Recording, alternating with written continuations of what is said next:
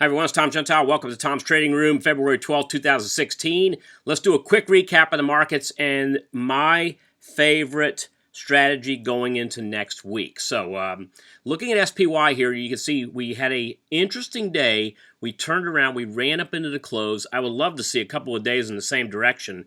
That would be fantastic, but we did snap a 4-day losing streak in the markets. The other thing I want to note is that we did hit a double bottom yesterday, and we bounced off that double bottom in the SPY just above 180.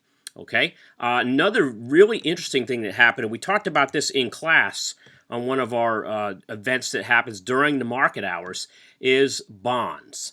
And the fact that bonds had this extreme position that happened, extremely overbought position. I have not seen bonds move this high in quite some time. When we moved out, and just a lot of foreign investment, a lot of buyers on the table, and it just got flushed today as bond prices went from 135.5 yesterday to close down in the low 130s today. That's a significant move in the bond market that also tells us that that's potentially a risk-on environment where the bonds should start to drop down, and that should be indications that the stock market really does want to move higher. Last, I'm going to jump to two more charts. One is crude oil, and we'll look at USO, United States crude. You can see here that the volatility in crude oil has been significantly high. It flatlined today as crude oil had one of its best days in the last 7 years. Crude oil was up at one point over 12% today.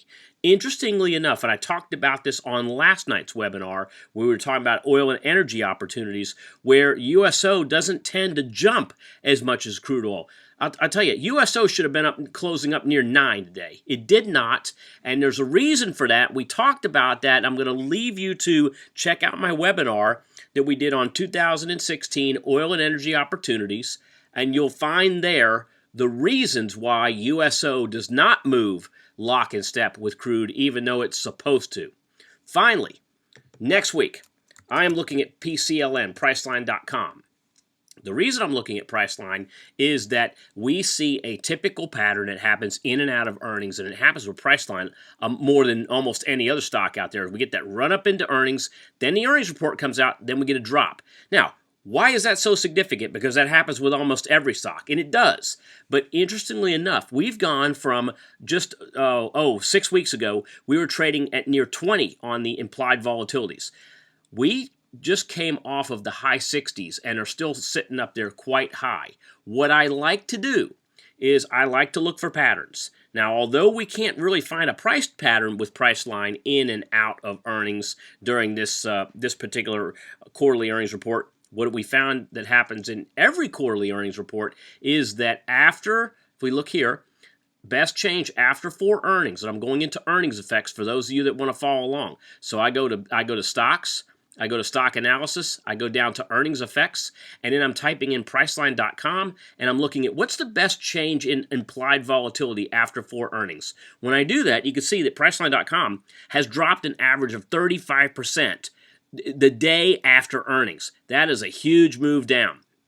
We want to take advantage of that sucking sound that you hear of volatility and time premium coming out of Priceline. So what best works for this? Selling options. Now, you can't just go out there and sell, for instance, you can't really go out there and sell the just any call or put. All right. I mean, look at for instance, I'm looking at the 1060 calls.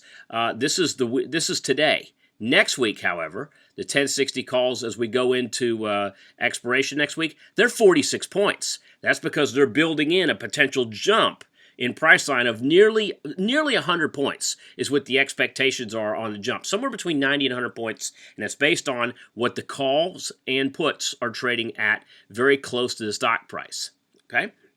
So, what do? We try to put ourselves outside of that 100-point range. It gives us the opportunity to take advantage of the drop. There'll still be risk in this trade, all right? The risk is going to be greater than the reward. What you're looking for, however, is you're looking for probability, and you're looking for the actual probability that the earnings report will stay inside of and contained inside of a certain area, okay? And so what that looks like on a risk graph is what we see here, the iron condor, the selling of put spreads on the bottom, the selling of call spreads on the top, and placing this and putting this together in order to take money in within 3 days, 5 days, 7 days to expiration. And as we get closer to this, and I'm going to be looking at doing this on Tuesday, we're only going to have 3 days to expiration. So this graph is going to deteriorate very quickly from curves to the maturity that you see here. All right. What is the actual trade? How do we get in? How do we get out? Well, those details are available at tomsoptiontools.com for members. All you got to do is log in. You can get to the actual trade details. I want to also take you and make you aware of this. You can talk with each other, with other traders on our forums. All right. Our forums are lit up quite a bit with all these posts going on lately.